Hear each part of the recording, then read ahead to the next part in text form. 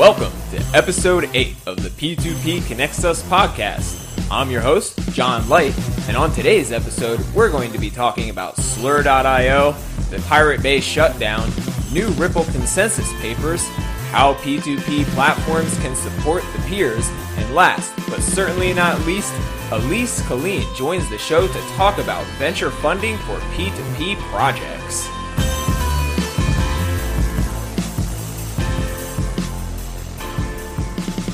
Hello, and welcome once again to episode 8 of the P2P Connects Us podcast. I hope y'all enjoyed your New Year's celebrations and all of the assorted winter holidays that people out there celebrate. I know I did. I have just a few announcements to make. I'd like to remind listeners that you can become a patron of the P2P Connects Us Patreon campaign at patreon.com/P2PConnectsUs. You can also follow P2P Connects Us on Twitter at P2P Connects Us and sign up for email alerts at P2PConnects.us to be alerted every time new content is posted. You can also subscribe to the P2P Connects Us YouTube channel or the P2P Connects Us SoundCloud page. Different people like to consume content in different ways, so I'm just trying to keep this inclusive for everyone. I'd also like to announce that P2P Connects Us is accepting submissions for guest posts on peer-to-peer topics. I'm particularly interested in tutorials and reviews of peer-to-peer apps or services, but welcome anything that has to do with peer-to-peer philosophy, technology, and culture. You can send submissions to me through the contact page on my website at p2pconnects.us. With those announcements out of the way, let's move on to the news.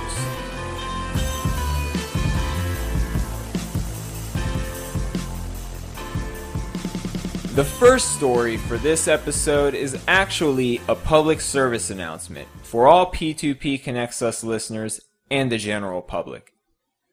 Last month, a website called Slur.io came online purporting to an, quote, open source, decentralized, and anonymous marketplace for the selling of secret information in exchange for Bitcoin, unquote. The website title says, "You're going to hate it," and in this case, they're right. I hate it. Not because I disagree with the goals necessarily, but because I disagree with the implementation. This is how the website says that it works. Quote, sellers encrypt, upload, and then list their data on the digital market with the ease a user might list an item on eBay. So far, so good. They do so with full anonymity, and there are no restrictions on the content of the data. Exclusive bidders attempt to purchase the data for their own use and or prevent other parties from acquiring a copy. Getting interesting? Should an exclusive bidder win the auction, they alone will receive the decryption keys. The same data cannot be auctioned a second time on the Slur marketplace. More on that later. Crowd bidders pool their funds into a single bid. Should they win the auction, the network will release the decryption keys to all users on the Slur marketplace, and the information will therefore become public. Arbitrators are randomly selected users who agree to weigh in on a dispute should the winner of an auction claim that the decrypted contents do not match the seller's description. Interesting. Public key cryptography ensures the data being sold can only be decrypted by the winner of the auction. Unquote. The first problem is the contradiction where it says first, quote, the network will release the decryption keys to all users on the Slur marketplace and the information will therefore become public, unquote.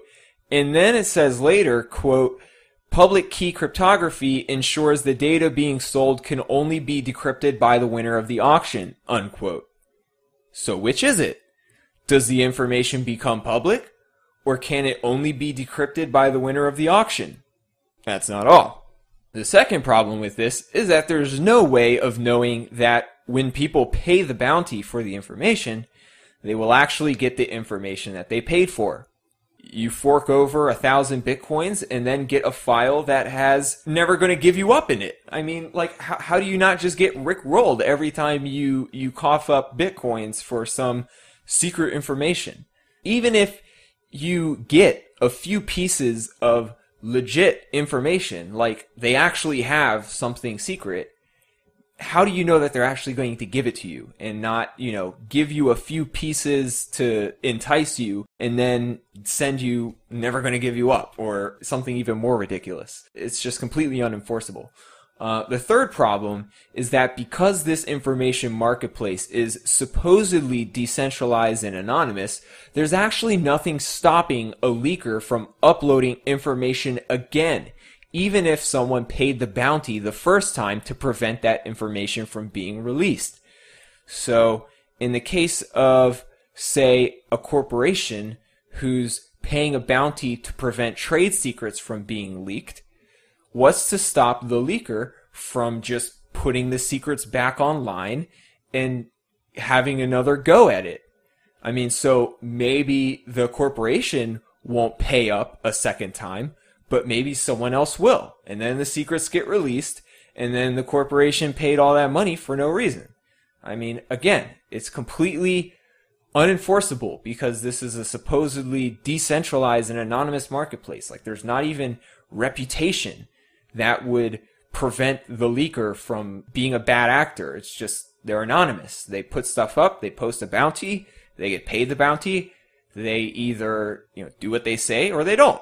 And if they don't, there's no recourse. So, that's when we get to these arbitrators, okay? So the fourth problem is that the, quote, randomly selected arbitrators could all be the same person or a group of people colluding using a simple civil attack to dilute the actual pool of random arbitrators. I mean, random arbitrator, do you really want some random person on the internet figuring out your 1,000 Bitcoin problem or tens of thousands of Bitcoin problem or whatever? It does not sound very reliable at all. There are more problems that I can think of and probably more that I haven't thought of yet, but all in all, this seems like either a bad idea that is poorly implemented or a straight up honeypot that is just trying to catch the dumbest leakers out there who don't recognize what a bad idea this is. So, don't be dumb. Check out Slur if you want. Come to your own conclusions. But my suggestion is, just stay away. Also last month, on December 9th, Swedish police seized the servers of the Pirate Bay, a website that hosted links to torrent files for music, games, books, videos, and more. The Pirate Bay has a long history of drama going all the way back to 2006 when the co-founders of the website were arrested and jailed for their efforts to support free information sharing using peer-to-peer technology. After the latest raid, the Pirate Bay website appears to be shut down until further notice. However, torrent website IsoHunt recently released code for their website oldpiratebay.org in the form of a new open source program called OpenBay, which allows anyone to run their own torrent website, further cementing the idea that there's nothing the information censors can do to stop the invincible hydra that is peer-to-peer file sharing. The open source torrent software Tribler has been getting more attention recently as a result of the Pirate Bay shutdown. Tribler is a peer-to-peer file sharing program that lets users search for torrents using BitTorrent technology itself and adds an anonymization layer using custom Tor-like onion routing technology. The anonymity part of the software is still experimental, but the peer-to-peer torrent searching works today and foreshadows a future where websites like the Pirate Bay won't even be needed because anyone can find the file they need using the same peer-to-peer technology that they use to download the file itself. One has to wonder when the laws which prohibit file sharing will catch up to this new reality where nothing can stop the free flow of information. Towards the end of December, Ripple Labs released 2 new papers detailing how the consensus process works in the Ripple protocol. These papers follow on the consensus white paper that was released earlier last year, the same paper that Ripple Labs chief cryptographer David Schwartz was discussing in P2P Connects Us Episode 1. One of the recently released papers, called Reaching Consensus in Ripple, is a high-level overview of how consensus works in the Ripple protocol, including how Ripple solves the double spend problem that plagues distributed payment networks, how consensus can fail, and how the Ripple protocol deals with consensus failure. The other paper, called The Ripple Ledger Consensus Process, is a more low-level technical explanation which explains the life cycle of a transaction in Ripple as it goes through the consensus process to get validated and included in the ledger. I find these new consensus systems fascinating and look forward to seeing more advanced applications and more experimentation to continue improving peer-to-peer payment systems. The sharing economy trade organization Peers recently sent out a tweet that caught my eye. They asked, quote, "What would you like to see sharing economy platforms do to help workers?" unquote. This is something I've discussed before on the podcast, and I sent them a tweet suggesting that platforms give peers an ownership stake so that they're incentivized to keep using the platform and make suggestions for improving it. That said, I really think that the sharing economy platforms of the future will actually not be able to do much of anything to help workers because they won't be owned by anyone in a position to do any helping. Case in point, Bazaar. Bazaar helps workers simply by existing, and because it's just a peer-to-peer protocol with an attractive interface, there is no central organization that can provide any additional benefits. Instead, companies can build ancillary services on top of Bazaar, like escrow and notaries, insurance and bonds, aggregation and curation services, and more. There can even be peer-to-peer mutual aid organizations that provide benefits to workers such as healthcare, childcare, education and training, and other social services. With the advent of peer-to-peer technology, everything old is new again as people rediscover ways to interact without highly centralized and impersonal intermediaries dominating social relations.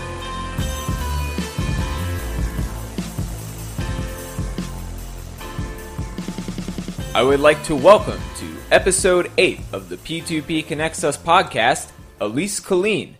According to her Twitter profile, Elise is a PhD school dropout, VC, and mentor at the Plug and Play Bitcoin Accelerator. Elise, welcome to the show. Awesome. Thank you for having me.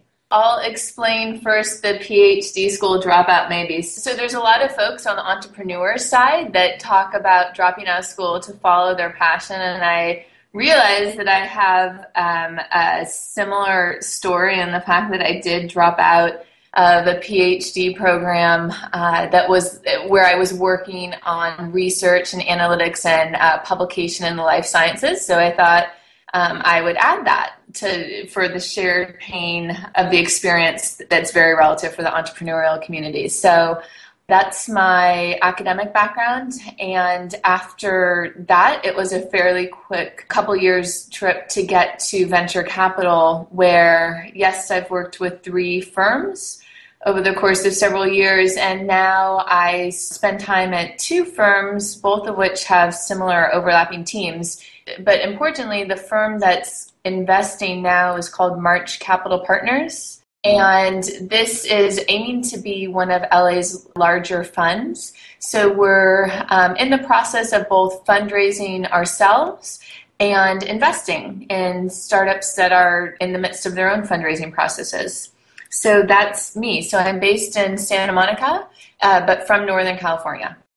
Awesome. So, Elise, what does peer-to-peer mean to you?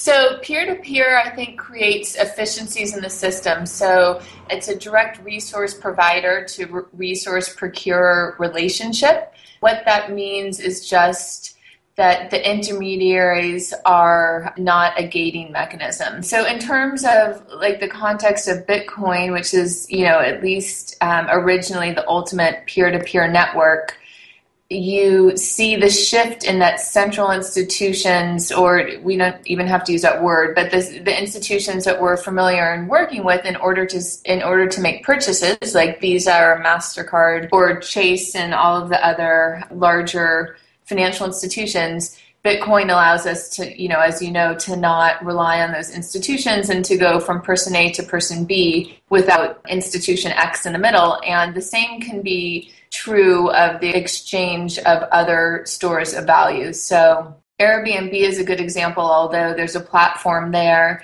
that does intermediate the transaction, but in doing so, they're providing value. So I actually think, although Airbnb, is an example of, peers connecting through a third-party platform, it's an example of a P2P exchange because a platform, at least at this stage, is very additive to the exchange. Right. So in the context of, say, the sharing economy or the on-demand economy, even though the platforms themselves aren't peer-to-peer in the same way that Bitcoin or BitTorrent might be, the relationships between the people on the platform are peer-to-peer, and then the platform provider is just adding value through curation services and insurance. They're doing background checks, insurance, right? Adding the trust mechanisms that are necessary for people to even feel comfortable using these networks. Because for a lot of history, especially in the 20th century, there was kind of this idea of like stranger danger, like, right. Don't talk to strangers. And some of these relationships that we're seeing people enter into through these platforms are things that just wouldn't have happened in the 20th century. What's your take on that trend towards a more social society, and what do you think that is kind of leading to? So I think that perhaps the different social media platforms have helped catalyze a more obviously social society, I suppose. And then on top of that, there's been the creation of marketplaces that have taken advantage of that new obvious social nature. So those marketplaces that we're very familiar with, like Airbnb or Lyft, for instance, are great at aggregating a resource supply and aggregating demand. And so the value of just even aggregating those two pieces of the puzzle is very high, right? And then at the same time, the individual is still empowered. So in the Airbnb instance, you have still the option, although your resource of your living space is available on the platform, you still have the option to price it as you wish and to offer or not offer depending on who is requesting access to the resource. So Airbnb is a great empowering platform that allows individuals to monetize their fallow assets or the portion of the resource that they're not using. And Lyft is similar. And then we also see folks, I think, that claim sharing economy status, although perhaps it's not the case. And perhaps it's just an aggregation of supply, which is, similar to other long-standing businesses and industries. So I think one thing that's really exciting about Bitcoin is that it enables a deeper sharing economy. And so what I mean by that is it takes away the importance of the intermediary platforms. So, for instance, Uber works fantastically well as a great CRM system and a great payment platform so that everyone feels secure in the transaction, usually at least. And I think that when you have the option to pay with Bitcoin and to accept money in Bitcoin, you take away a piece of the value provided by Uber to the driver. So if a driver could accept payment and understand that it was, secure and that it was a protected payment, protected by the network, that the value proposition of Uber to the driver perhaps is less robust. And so this social component becomes more important, right? Because then the driver's access to folks that need rides is really what's key rather than the secure payment platform. So typically, if you were just accepting rides from strangers, the question would be in your head like, am I going to get paid, or are they going to run away as soon as we pull up to our destination? Right. And you can't really pre-charge them because maybe it takes longer, or you have to go another route and the trip is longer than expected. So there's this expectation that they'll pay at the end, but maybe they get out and run away. So Bitcoin or offers do a like yeah, or do a chargeback, yeah. right? Mm-hmm. And whereas Uber, they can prove that somebody got into the ride, they can prove that a ride happened, and a chargeback can be contested, and at the same time, the driver is guaranteed that they'll get paid. So I can imagine how if somebody were to build, say, like, have you heard of Open Bazaar? I think so. Can you share a bit about it so that I can make sure I have the right association? Yeah, so Open Bazaar is, I've seen it described as like BitTorrent and eBay having a baby. So Open Bazaar would be the result. So it's a totally peer-to-peer marketplace. Okay. Where there is no, say, intermediary platform. Like there's no Open Bazaar company that controls the platform. It's just like I run this software on my computer. I publish, say that I want something or I need something, and then other people who have this software installed can turn it on and look on the network and see that I need something or I'm selling something.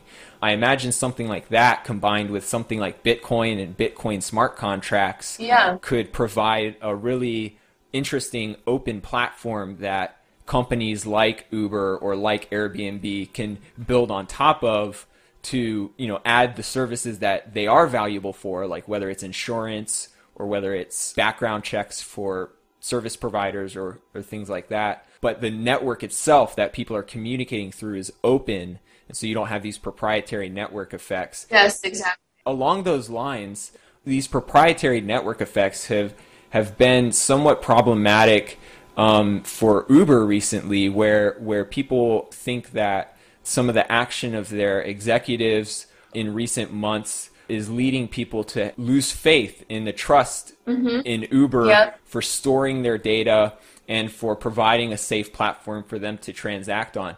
As a VC who looks at a company like Uber, who has been relatively successful, growing very fast and providing a lot of jobs to people and providing a lot of value, what would you say to Uber's executives to fix a problem like this and maybe win back some of the trust of their customers? Are they a bad apple that you just have to throw out of the bunch, or do you think that there is a hope for them to save their image?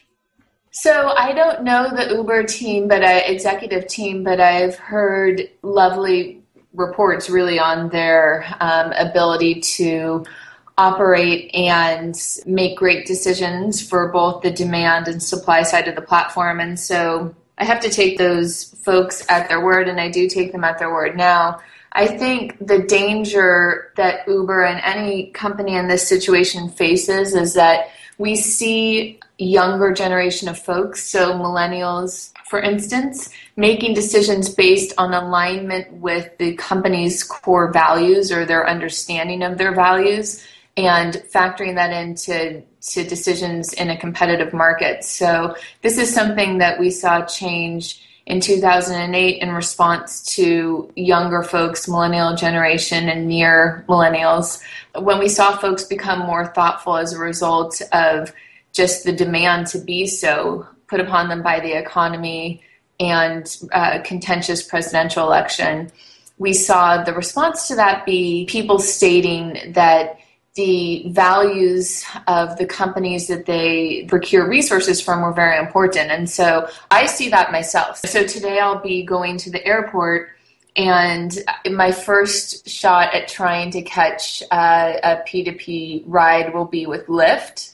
And the reason for that is because my understanding of Lyft as a company, which is of course at a distance, is that it aligns better with my values. And that's important in my decision-making process. And I think that this becomes more common in folks as we go forward. Convenience is super important, but values are increasingly important to younger generations of folks. And, Bitcoin will be advantaged in that way as well. So when we see a P2P ride-sharing company emerge that leverages blockchain and Bitcoin resources, perhaps that will have an advantage as it aligns with, sharing economy principles and people that are drawn to the sharing economy.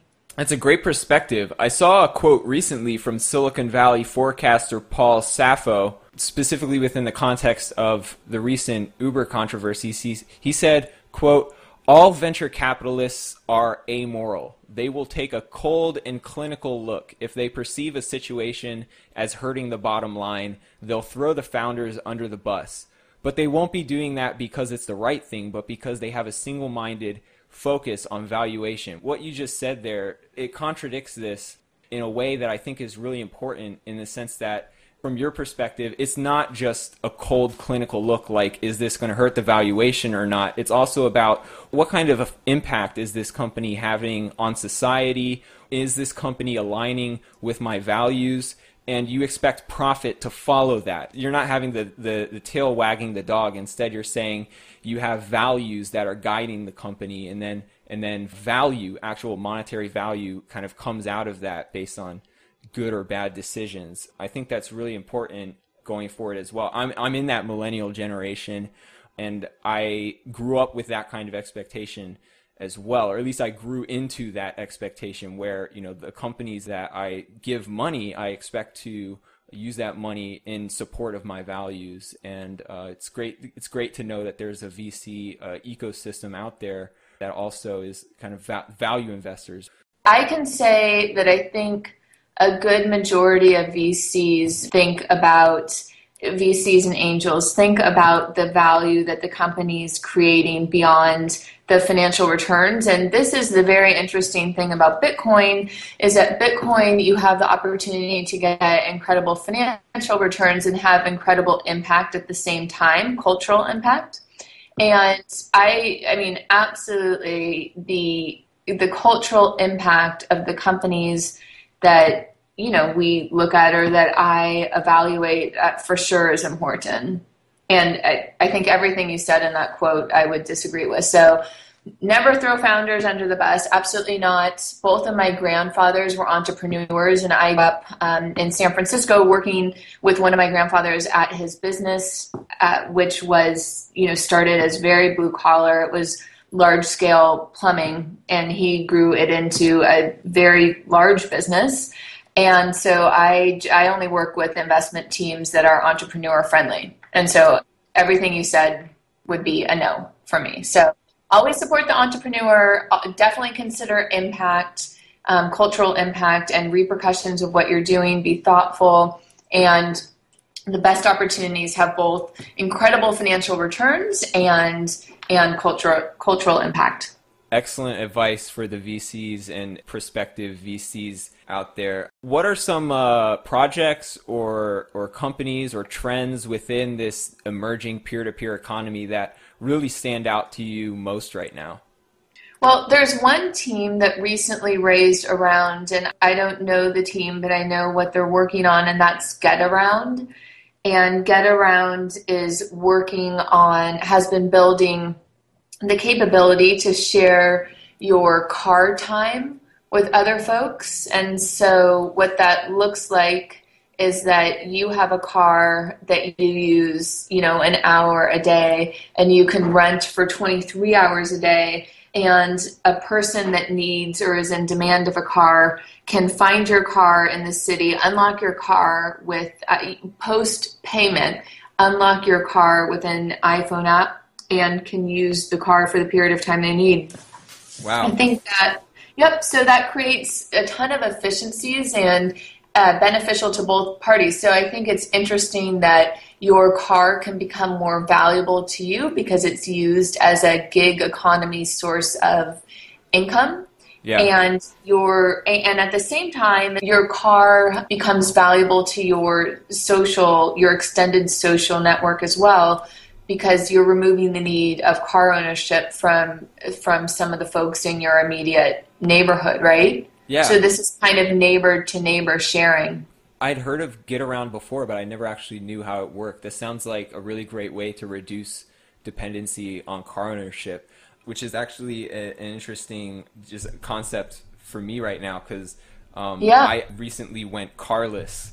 Congratulations. And it's an interesting challenge because I don't live in the city. I live right outside of the city. So my neighborhood is walkable, but I'll bus into the city, I find myself thinking like, well, there are specific times where I need a car just to run errands or something that might be too big to carry, So I guess I'll have to look into the service to see if they're active in my neighborhood, because it sounds like a cool idea. Yeah. Do you also know about one of my portfolio companies called Open Garden or FireChat? I do. I actually just had Paige Peterson on the show recently. Oh, yeah. So Paige is so fantastic, right? So she's such an amazing leader and visionary in the P2P space, and someone that I absolutely watch out for to see the thought leadership that's presented. And so I suppose she shared with you what Open Garden and FireChat is. Well, actually, we were talking about what she's currently working on, which is the Made Safe project. So if you want to talk a little bit about Open Garden and FireChat, by all means, please introduce those ideas to the show. Yeah, so something that I'm very interested in is how sharing economy can extend into the sharing of device-level resources because of Bitcoin and the ability of a blockchain to process transactions. And so now Open Garden does not rely on Bitcoin, but it's an example of what can happen with peer-to-peer device level sharing. So what Open Garden does is it allows you to connect to an internet network by connecting to a network of phones through your Bluetooth. And so if you're in close proximity to folks, so if you were at a protest or a game or a festival or a concert and your connection was low and challenged because there was such a demand on the network, you could connect to the mesh network of phone-to-phone, Bluetooth-to-Bluetooth connection, and that network would provide bandwidth. So the bandwidth that was not being used by folks connected to the internet would be shared amongst people in the mesh network. So it's phone-to-phone bandwidth sharing. And it's pretty exciting. So FireChat is an app that they released, and that was an app that you saw empower the recent Hong Kong protests, the peaceful student protests that you probably saw a few weeks ago. I covered it a little bit on the show. I saw that Open Garden introduced this idea of verified account. Yeah. I don't know if it was just for that protest, but it was certainly inspired by the fact that there were people impersonating journalists, or they wanted to provide some clarity in terms of who was actually who they were representing to be. And it's not like everybody had to get their identity verified. In fact, it was just a small minority of people who got this verification. But it was a really interesting combination of technology empowering humans to kind of overcome some of the direct censorship that was occurring on the regular networks. Yep. Of this information around the Occupy Central. It was the name of the protest at the time. Right. Exactly. Open Garden is a portfolio company of yours specifically, or are they a portfolio company of a VC firm that you work with? Yeah, so Open Garden is one of the portfolio companies of a New York firm that I used to work with. So it's not, so my current team is in LA and has been my team for the past 3 years. But I was able to, I'm very, very fortunate to spend a period at 10 months, a period of time working also with a New York firm as the firm built the Bitcoin and peer-to-peer portfolio, which is just a section of what they do. And so I was there to do that, and Open Garden was one of the things I worked on. That's really awesome. Since the company is based out of San Francisco, I've had the pleasure of meeting the team several times. It's an incredible team. Yeah, I've met Misha and Stas and Greg and of course Paige when she was still working for the company, and some of their other employees. They're doing some really interesting work. They have a great executive team, and I've been excited to watch them evolve and see this FireChat thing just take off like wildfire. Absolutely. Aside from the protest, have you seen other viral applications of this technology in the wild? Sure, absolutely. So generally I leave it to teams to disclose information that's on the future applications of their product. But Misha has talked a bit about where FireChat is very useful. And one of the things he's talked about publicly is its application for large organized events. So what that would mean is something like a stadium where the Niners or Raiders play may be more challenged at providing great connectivity for their audience. However, if that stadium supported and cued their audience attention to FireChat, there would be a better audience experience. So what I mean by that is if when you went to the Niners game, you made sure to have FireChat on your phone, you could connect to your network there at the game and message that way. And then Open Garden could allow you better connectivity to the internet generally. It's a very complementary set of features that these two applications have. One making chat easier, and then the other providing more connectivity for getting information from the broader internet. Yeah, it's really exciting stuff. So this kind of goes back to our last point about how the cultural impact that a team makes is important not only to the team, but also to the extended team that the investors are part of. Do you have any upcoming events that you want to tell the audience about? I have a list of events that I'm missing, unfortunately, so that's too bad. I'm sorry to not be in Brazil, for instance, or to not be in New Zealand right now, where some of my favorite people are. So there's one thing interesting coming up that hopefully I'll be able to share, and that is that I will be doing a fireside chat with Larry Sanger, who's a co-founder of Wikipedia. And so certainly this is, very relevant to the sharing economy and perhaps one of, the most powerful originators of what it looks like to have a collaborative economy. I will be interviewing him on December 11th and hopefully able to share a recording of that after. And if not that, I'll share a writing of what transpires. Awesome. I look forward to hearing a recording if that comes out or checking out your blog afterwards. So one last question before we close it out. We've talked quite a bit about the sharing economy, and then we've talked about Bitcoin and how that fits into it. Now, typically, when people think of sharing, they think of just like giving things away for free, or you kind of have this mental tally like, oh, I'm doing a favor for you and maybe I'll get a favor back later. What do you think about this idea? I've been seeing some pushback from some sections of the sharing economy community of saying like, oh, these services that charge money, it's not really sharing, it's some other category of market activity. And what do you think about this dichotomy between truly sharing or gift economy where things are free, and then this idea of introducing money into the equation, whether it's Bitcoin or something else? Yeah, I think that's really fair, and I understand that words are, very important, and so sharing might not, maybe that's not the best word, and I haven't spent a ton of time evaluating the use of the word, although there is a word that I prefer. It's just not in the popular discourse, and that's sometimes I speak of the sharing economy as the efficiency economy, and that's because there'll be a higher utilization rate of a resource. And I think best for everyone if a car is used 80% of the time rather than 0.5% of the time that it's available to be used. And if that's not sharing, at least it's efficiency. As we grow and as emerging markets continue to develop, efficient use of resources is increasingly important. And so to me, it's all the same. If we use the term efficiency economy, I'm still just as excited about it. Yeah, I think that's actually a really good term because I think it's a little bit more difficult to politicize efficiency. It's not as sexy a term as sharing economy, though, so we'll see. I want to thank you so much, Elise, for taking the time to come on the P2P Connects Us podcast. If you want to just share with the audience ways that people can learn more about you or read some of your thoughts on your blog, for instance, and find you on the internet, you have the floor. Great. Thank you for asking.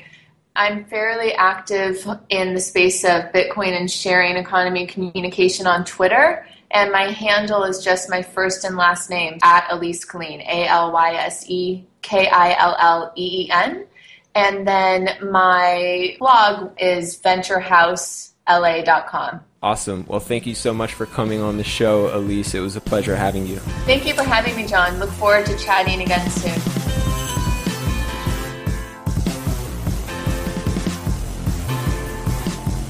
Thanks for tuning in to episode 8 of the P2P Connects Us podcast. If you have any comments or questions, you can reach me through the contact page on my website at p2pconnects.us. Till next time.